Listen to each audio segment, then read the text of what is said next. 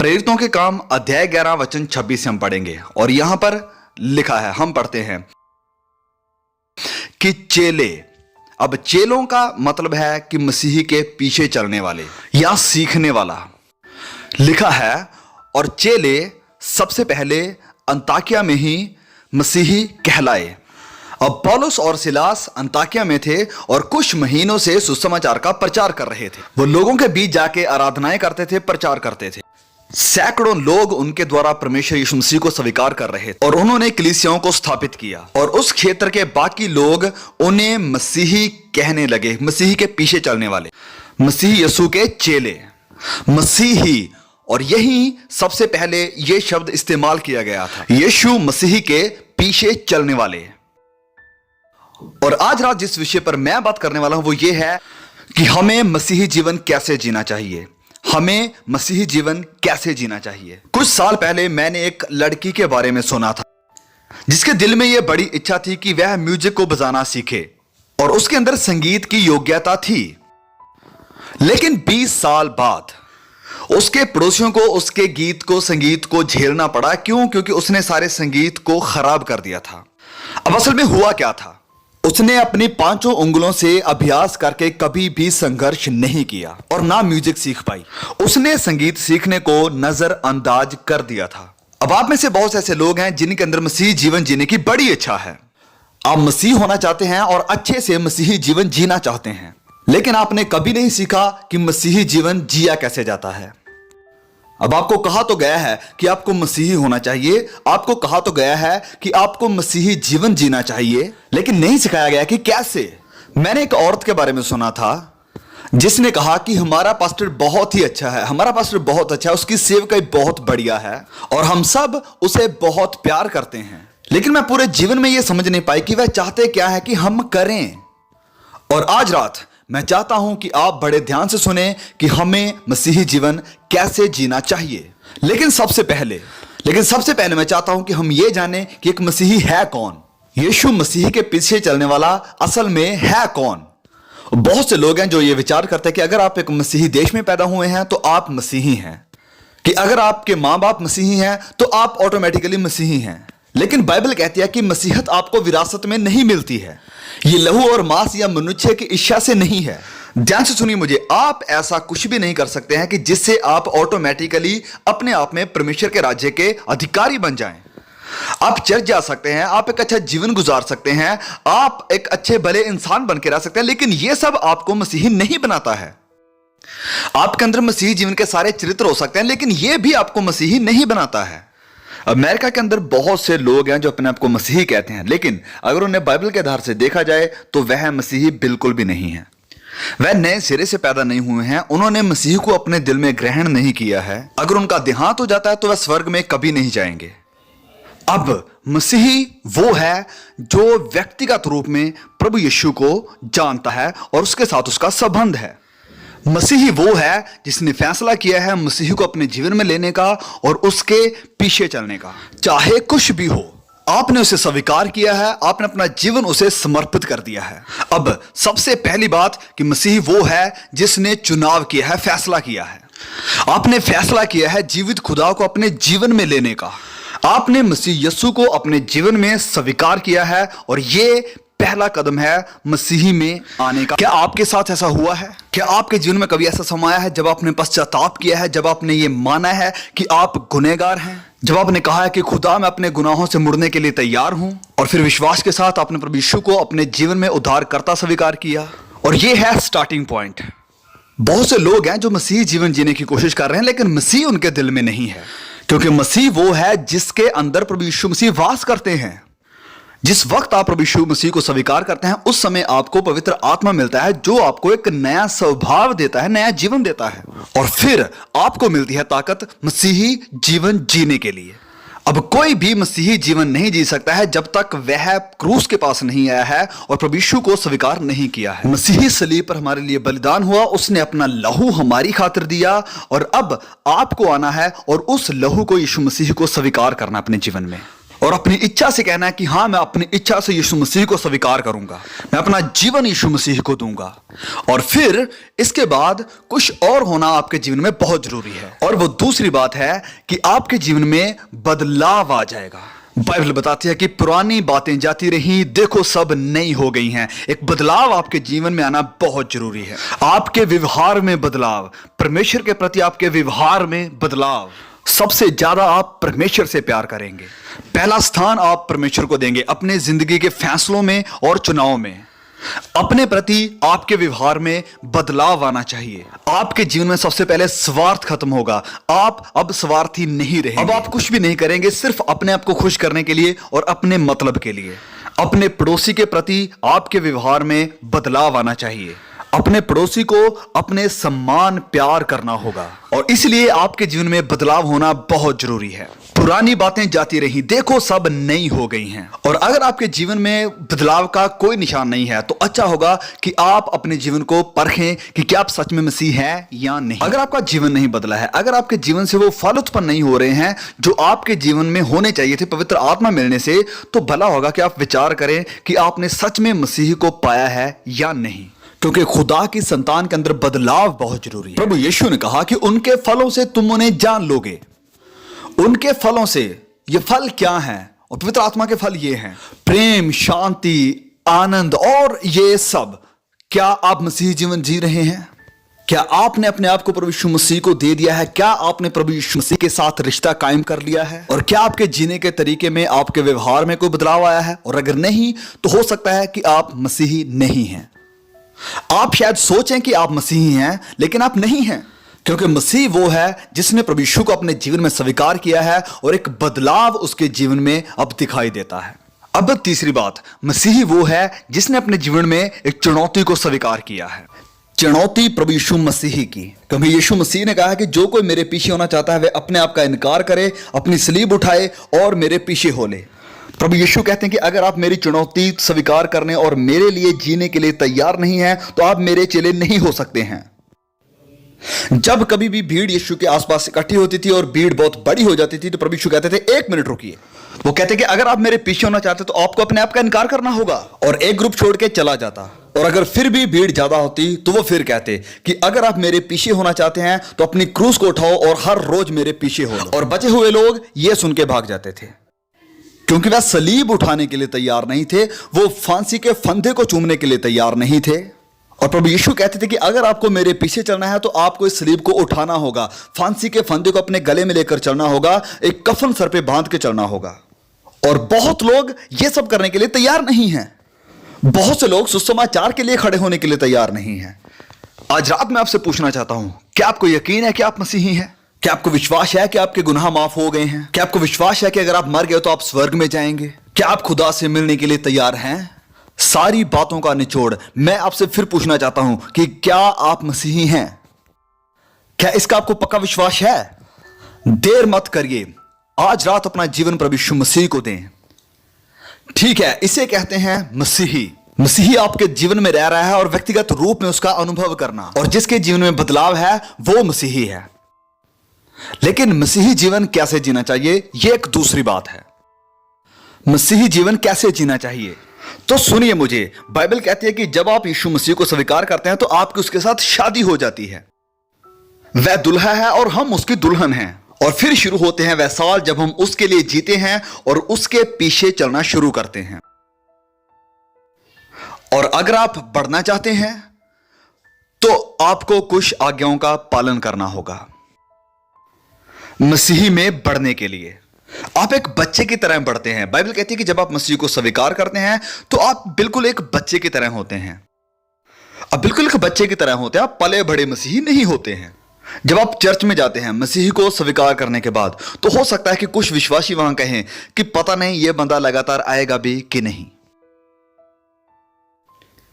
ऐसा बिल्कुल ना करें। आप नए विश्वासियों का स्वागत करें, उन्हें प्यार करें, उन्हें खुश करें, उनकी मदद करें कि वह और भी आगे बढ़े। जब मेरे छोटे बच्चे ने सबसे पहला शब्द मुंह से निकाला तो उसने कहा डै डै। उसने बिल्कुल ऐसे ही कहा था। मैं बिल्कुल उसके पास ही था जब उसने ये शब्द कहा था, डै डै। हमारी खुशी का कोई ठिकाना नहीं था।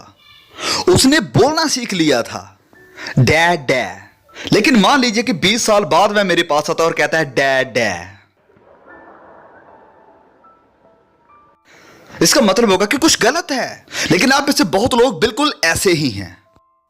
आप बिल्कुल भी बड़े नहीं हुए हैं, 20 साल मसीह होने के बावजूद भी आप फिर भी कहते हैं डैड डैड।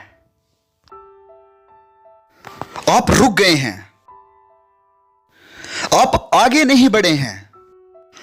आप प्रार्थना सभा के लिए जाते हैं और सेवक कहता है कि आप एक एक वचन बोलें जो आपने याद किया है। कोई बोल देता है यूहन्ना 3:16 और आप कहते हैं ओ उसने मेरा वचन ले लिया, चुरा लिया। आपको सिर्फ वही आता था, आपने बाइबल को नहीं सीखा है। और अगर कोई कहता है कि आप दुआ करो तो आप कहते हैं ओ मुझे माफ करना, मुझे दुआ नहीं आती, मैं दुआ नहीं कर सकता। और फिर आप मसीह होने का दावा करते हैं। मसीह जीवन एक बढ़ोतरी का जीवन है। हम एक बच्चे के रूप में शुरू करते हैं और परमेश्वर के ज्ञान और बुद्धि में बढ़ते चले जाते हैं। अब कुछ जरूरी नियम। सबसे पहला नियम है प्रार्थना। हर रोज हमें प्रार्थना में समय बिताना चाहिए। चेले प्रभु यीशु के पास आए और कहा कि प्रभु हमें प्रार्थना करना सिखाओ। आपको चलना सीखना होता है, आपको साइकिल चलाना सीखना पड़ता है, घुड़सवारी भी आपको सीखनी पड़ती है, ऐसे ही दुआ भी आपको सीखनी पड़ेगी। बिल्कुल ऐसे ही आप दुआ करना भी सीखते हैं। प्रभु हमें प्रार्थना करना सिखाओ। याद रखें कि यह मसीह जीवन आपको अकेले जीने की जरूरत नहीं है। पवित्र आत्मा आपके साथ रहता है। जैसे मैंने पहले भी बताया था कि जब आप प्रभु यीशु मसीह को ग्रहण करते हैं तो पवित्र आत्मा आपके अंदर आता है, वो आपको बल देता है, तसल्ली देता है कि आप मसीही जीवन जी सकें। अभी पवित्र आत्मा आपकी दुआओं में भी आपकी मदद करता है। पवित्र वचन कहता है कि इस रीति से आत्मा भी हमारी दुर्बलता में सहायता करता है, क्योंकि हम नहीं जानते कि प्रार्थना किस रीति से करना चाहिए, परंतु आत्मा आप ही ऐसी आहें भर भर कर जो बयान से बाहर है हमारे लिए विनती करता है। पवित्र आत्मा प्रार्थना में हमारी मदद करता है। बहुत से ऐसे लोग हैं जो कहते हैं कि प्रार्थना करने के लिए मेरा मन नहीं करता है, जब कभी मेरा मन करता है मैं तब प्रार्थना करता हूं। लेकिन आप गलत हैं। आपके पास खास जगह होनी चाहिए और खास वक्त होना चाहिए हर रोज प्रार्थना करने के लिए। और फिर दूसरी बात, वचन को पढ़ते रहें। अब पवित्र बाइबल का मकसद है प्रभु यीशु की गवाही देना। पवित्र बाइबल उत्पत्ति से लेकर प्रकाशित वाक्य तक प्रभु यीशु की तरफ ही इशारा करती है। अय्यूब कहता है कि मैंने उसके वचन अपनी इच्छा से कहीं अधिक काम के जानकर सुरक्षित रखे हैं। अब बाइबल कहती है कि हम सिर्फ शारीरिक तौर पर ही पलते बढ़ते नहीं है, हमारे अंदर एक आत्मा है। शारीरिक तौर पर हमारे पास आंखें हैं, हाथ हैं, कान हैं, नाक हैं, पैर हैं, लेकिन आपके अंदर रह रही आपकी शख्सियत है, आपकी आत्मा, आपकी जान और आपकी यादाश्त। आपकी शख्सियत वह आपकी आत्मा है, आपकी जान है। अब अगर आप अपना सारा समय अपनी शारीरिक बढ़ोतरी के लिए ही गुजार दें, आपको देखकर लगता है कि आप बहुत अच्छा खाना खाकर आए हैं, आप आज खाना खाना नहीं भूले हैं, आप अपने आप को संवारना या अपने शीशे को देखना नहीं भूले हैं, आप अपने शरीर की देखभाल करते हैं, लेकिन आपकी आत्मिक जरूरतों का क्या? आपने अपनी सारी शारीरिक जरूरतों को पूरा किया है, लेकिन आत्मा के लिए कुछ नहीं। लेकिन यह आत्मा आपकी हमेशा के लिए रहेगी। शरीर तो मर के कब्र में जाता है और आत्मा जीवित रहती है। आप अपना सारा जीवन शारीरिक पूर्ति के लिए बर्बाद कर देते हैं, लेकिन आत्मा के लिए कुछ भी नहीं करते। लेकिन आप अपनी आत्मा को क्या खिलाएंगे? क्या भोजन है आत्मा के लिए? यह है पवित्र बाइबल को पढ़ना, जो परमेश्वर का वचन है। मुझे इसकी परवाह नहीं है कि आप कौन हैं, लेकिन आप एक विजयमय जीवन नहीं बिता सकते हैं अगर आप पवित्र बाइबल को निगलेक्ट करते हैं। जब कभी भी कोई व्यक्ति मेरे पास आता है और कहता है कि मेरी दुआओं का जवाब नहीं मिल रहा है, मेरे जीवन में कोई विजय नहीं है, सफलता नहीं है, खुदा का आनंद और शांति मेरे जीवन में नहीं है जो मसीह होने के नाते मेरे जीवन में होनी चाहिए थी, मैं उनसे एक सवाल पूछता हूं, क्या आप अपनी बाइबल को हर रोज पढ़ते और उनके ऊपर मनन करते हैं?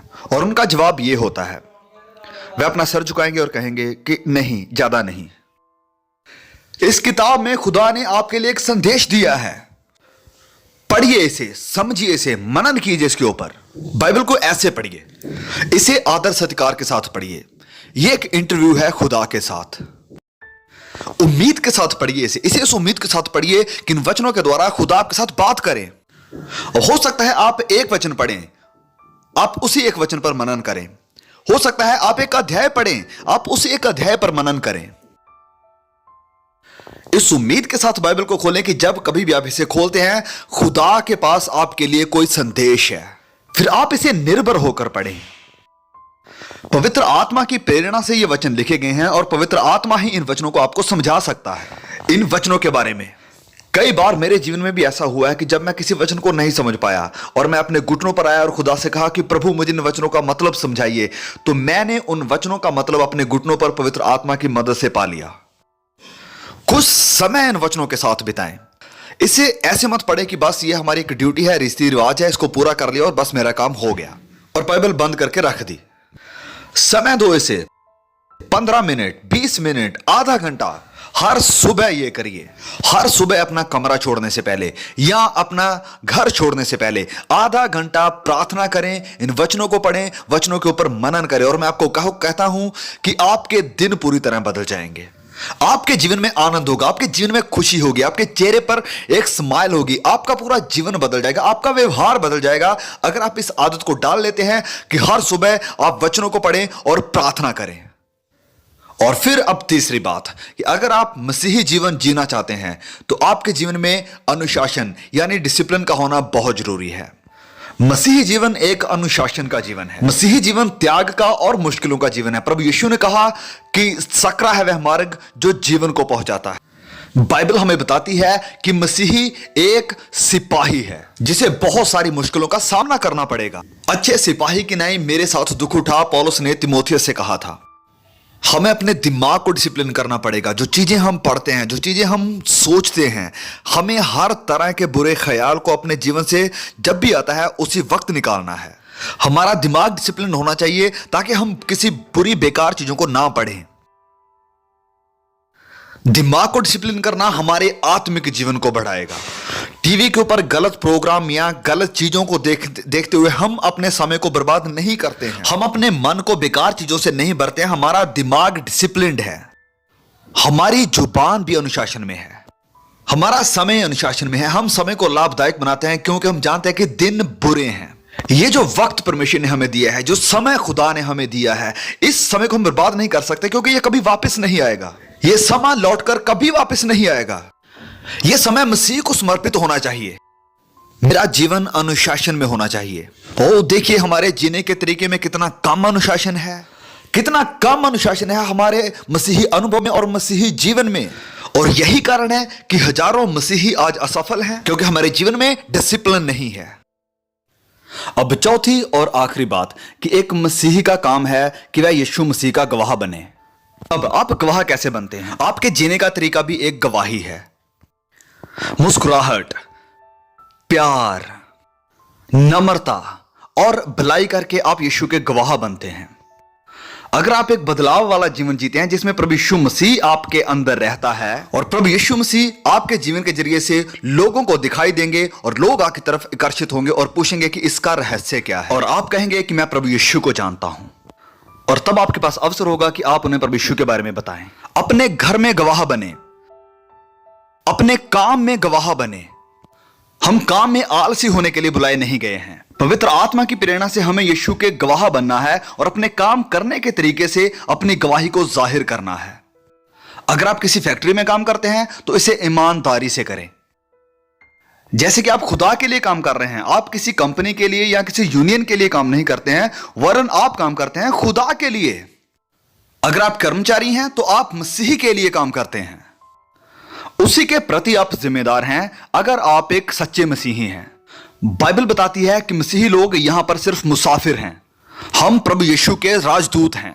पवित्र बाइबल हमें बताती है कि हम एक उसकी खास प्रजा हैं जो मसीह के लिए अलग किए गए हैं, और हमें चमकते हुए गवाह बनना है इस दुष्ट और बुरी जनरेशन में। अपने चारों तरफ हम देखते हैं झूठ, पाखंड और बेवफाई और लालसा। संसार में हर आदमी आज भौतिकवाद यानी मटीरियलिज्म की तरफ भाग रहा है। वो अपना जीवन प्रभु यीशु को दें और उसे अपने जीवन में रहने दें, और आपके जीवन से चमकेगा और आप उसके गवाह बनेंगे। अपने समाज में नमक बने, अपने समाज में रोशनी बने, ताकि लोग जान जाएं कि आप मसीह यस्सु के साथ खड़े हैं। एक साफ, पवित्र, भलाई और नम्रता वाला जीवन व्यतीत करें। आज रात मैं आपसे पूछना चाहता हूं, क्या आप मसीही हैं? क्या आप एक मसीह का जीवन जी रहे हैं? मैं ये नहीं पूछ रहा कि आपके ऊपर मसीह का प्रभाव है, मैं ये भी नहीं पूछ रहा कि आप किसी चर्च के मेंबर हैं या नहीं। मैं आज रात आपसे पूछ रहा हूं कि क्या आपने प्रभु यीशु मसीह को पहना है? क्या आपके जीवन में कोई बदलाव आया है? मसीह के पीछे चलने की चुनौती को क्या आपने स्वीकार किया है? क्या उसके प्रति आप वफादारी से जीवन बिता रहे हैं? अगर नहीं तो आज रात आप ये शुरू कर सकते हैं। हां, अभी, बिल्कुल अभी आप कहिए कि प्रभु मैं अपना जीवन आपको देता हूं, मैं अपना हृदय आपको देता हूं, मैं अपनी आत्मा आपको देता हूं। मैं चाहता हूं कि प्रभु आप मेरे जीवन में आए और मेरे गुनाहों को और मेरी गलतियों को माफ करें। मैं आपके पीछे चलना और आपकी सेवा करना चाहता हूं। मैं निश्चय करना चाहता हूं कि मेरे गुनाह माफ हुए और मैं स्वर्ग में जा रहा हूं। मैं अपने परिवार में और अपने जीवन में बदलाव को देखना चाहता हूं। मैं बदलाव को चाहता हूं जहां मैं काम करता हूं। मैं अपनी जिंदगी प्रभु यीशु को समर्पित करता हूं। मैं मसीह यीशु का गवाह बनना चाहता हूं। मैं उसके आनंद और खुशी को चाहता हूं। कितने लोग मसीह होने का दावा करते हैं लेकिन उनके जिंदगी में मसीह की शांति नहीं है, उनके जीवन में आनंद नहीं है, उनके जीवन में वो प्यार नहीं है, मसीह के साथ उनका कोई रिश्ता नहीं है। बहुत जल्द वह गुस्सा हो जाते हैं, वह नम्र नहीं है, ईर्ष्या और घमंड के साथ वह भरे हुए हैं। मैं आपको बताना चाहता हूं कि मसीही जीवन ऐसा बिल्कुल भी नहीं होता है। आज अपना जीवन प्रभु यीशु को दें और यह निश्चय करें कि वह आपके हृदय में रहता है। आप में से कुछ लोग मसीह को अपना जीवन पहली बार देने जा रहे हैं और बाकी लोग अपना जीवन आज प्रभु यीशु को फिर से समर्पित करें। कहिए आज रात कि प्रभु मैं अपना जीवन आपको फिर से समर्पित करता हूं, मुझे नया बना दो। कहिए कि मैं अपने आप को आपके हाथों में सौंपता हूं। इस जगह पर खुदा सैकड़ों हजारों के साथ बात कर रहा है। आज आप सब आ जाइए और पश्चाताप करके प्रभु यीशु मसीह को ग्रहण कीजिए और कहिए कि मैं अपने जीवन की नई शुरुआत करने जा रहा हूं। मैं अपनी गलतियों को, अपने गुनाहों को मसीह की क्रूस के पास लाता हूं। मैं अपना सब कुछ मेरे उद्धारकर्ता के हाथों में दे देता हूं। मैं आपसे कहता हूं कि आगे आइए। इस बिल्डिंग से, अपनी सीटों से उठकर मैं कहता हूं कि आप सब आगे आइए। ऊपर से बालकोनी से आप सब नीचे आइए और यहां एक लाइन में खड़े हो जाइए और शांति के साथ कहिए कि मैं अपना आप मसीह को समर्पित करता हूं।